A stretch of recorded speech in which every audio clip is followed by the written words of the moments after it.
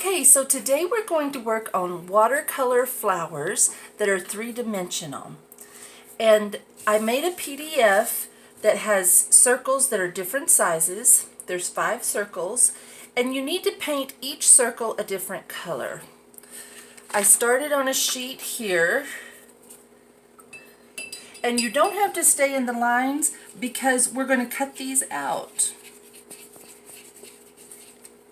Oh, here, I wanted to show you what the flowers look like. Here's a purple flower. Here's a purple and yellow and black flower with green leaves. Here's all sorts of colors in this flower.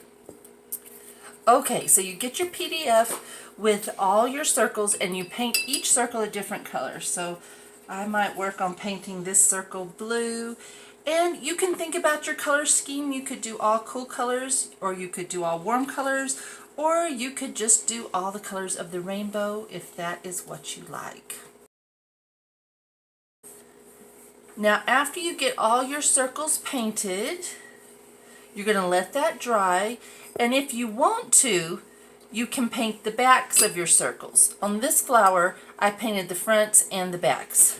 But on this flower, I only painted the fronts, so the backs are white. So it's really up to you. Paint all your circles, and then you're going to cut them out. There's also a template, sorry, I already painted on this one a little bit, that looks like this, and these you paint green because these are going to be the circles for your leaves. And you really do want to paint these front and back because they're going to be the back of your flower. So paint one side green, and then when it dries, paint the other side green. I'm going to do this real fast, but you'll end up with a circle that looks like this. You can probably tell I painted this side a lighter green and this side a darker green, so that's fine. So then you're going to cut out all your circles and your green circle. So here's my green one that's painted on both sides, and here's my 5 other circles. I just painted these on one side. And I did these all the same color purple. I just did some of them darker than others so that they would go together real well. I do have another example here. I did these different colors.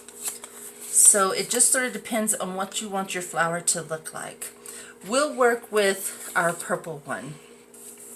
The first circle you need is the green circle. And you want to make it look like several leaves all around. So the way we do this is we fold our circle in half. Then we fold it in half again. Then we fold it in half again. So you get something that looks sort of like a wedge. Now there's a couple ways to do this. The biggest thing is you don't want to cut away your bottom because you want everything to stay together. So one way is you could cut sort of a teardrop shape, but be sure and leave your bottom part that's all together. And when you fold it out, you're going to get something that looks kind of like this. And this is going to be your leaf bottom. So save that. Now you're going to do pretty much the same thing with each of these circles, except you want to do a more petal-like shape. And I'll show you a couple different ways. You can make each circle a different petal shape if you want, and you'll get something that looks more like this, where you have different shaped petals. Or you can make each petal really similar, and you'll get something that looks like this, where all the petals are sort of like daisy petals. So let me show you first with the big one. I'm going to fold it, and I'm going to fold it in half again, and I'm going to fold it one more time. Now with this one, instead of cutting the petals like this, like I did on the leaf, I'm going to cut half a petal here and half a petal here, and it'll make this whole wedge look sort of like a heart.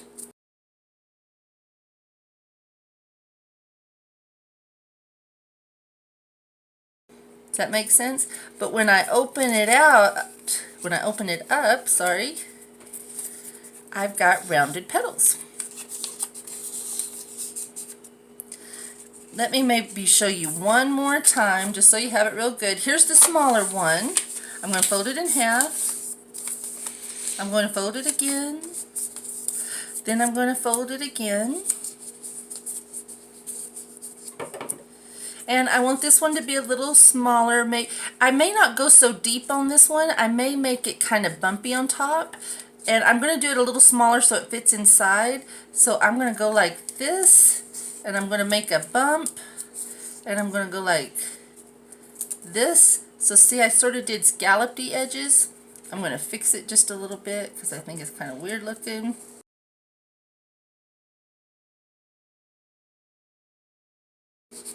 And it may not be perfect, but it will be okay. I'm going to open it up, and it'll look a little different than my other petals. You see that? So on the next one, I may go back to the more longer petals, and I'll show you how to do those one more time. And here I'm going to do that heart-shaped sort of thing again, and I'm going to do them kind of long and skinny, because I just want to change things up every time to just give the flower more interest.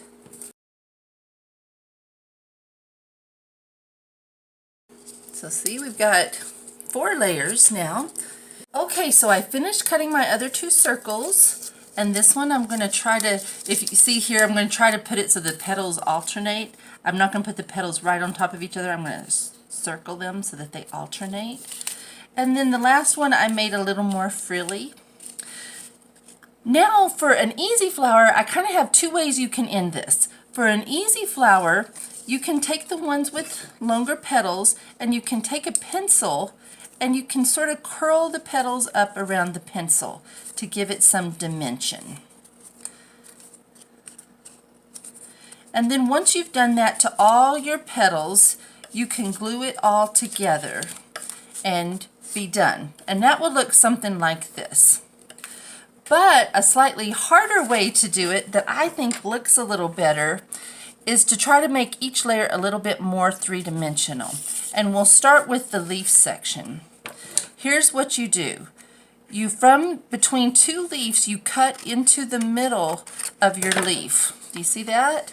And you're going to fold it over so that it's kind of looks kind of like a very shallow bowl. And you're going to glue it. And then you're probably going to need to let that dry for a little bit. But you'll have this little leaf bowl. And what I like to set these on is if you can find a small jar, or if you remember from when we did our Easter eggs and we made the little rings out of toilet paper tubes, you can set them on that. And they make kind of a nice little stand for your flower. So you do the leaves, and then you have to do every single layer of the flowers. So that may take you a little time. I'll show you again what I mean. I'm going to go between 2 petals. I'm going to cut to the middle. I'm going to put some glue on 1 petal, and I'm going to lay it over and press it down. Now I'm not going to glue these all together yet, but I can just sort of set it in there so that I can start seeing what it's going to look like. Then I will continue to do that. Okay, so I have cut and glued all my different layers, and I can kind of set them in here to see what they're all going to look like. Now comes the part of gluing all these different layers together. So of course we'll start with the bottom. At first I'll probably just put glue on the back side and put it in just the way I want it. So I've got that one just glued in. But now I may want the next layers to stand up a little bit, so you take some of the scraps you have left over that are painted the same color as your petals, and you squish them into little balls. Just little, look sort of like that. And I might do about 3 of those that I've squished into little balls. And then you put some glue in the bottom of your petal that you just glued in. And you stick these little balls in. And that's going to lift the next layer up. So for the next layer, I'm just going to put some glue. Here you go, glue on the bottom. And then I'm going to stick it in there. But hopefully it will kind of stick up a little bit. Okay, so then you might just glue the next one in, but then you might want to put another little ball. Let's see. Let me just hold that for a second. You might put another little ball in the bottom.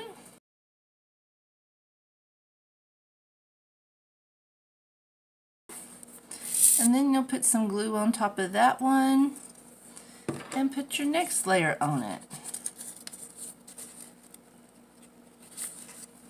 And if you notice, it'll kind of stick up a little bit. Sorry, in a minute I can move my finger out of the way, sort of like that. Then this will be your last one. I'm just going to glue the bottom of it and stick it in.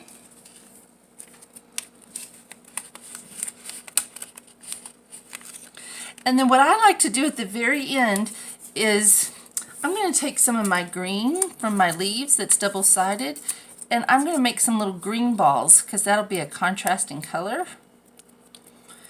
And I'm going to glue just some, maybe 3 to 5 little green balls in the center.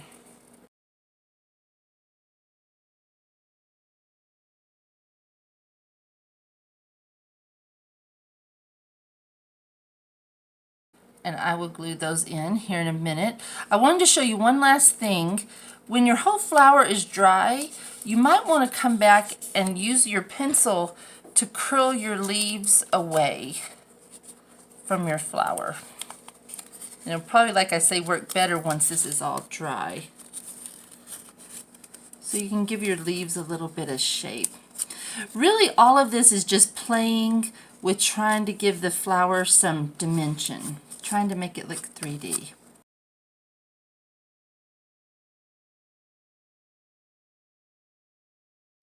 Okay, so I glued, you can see the wet glue still there.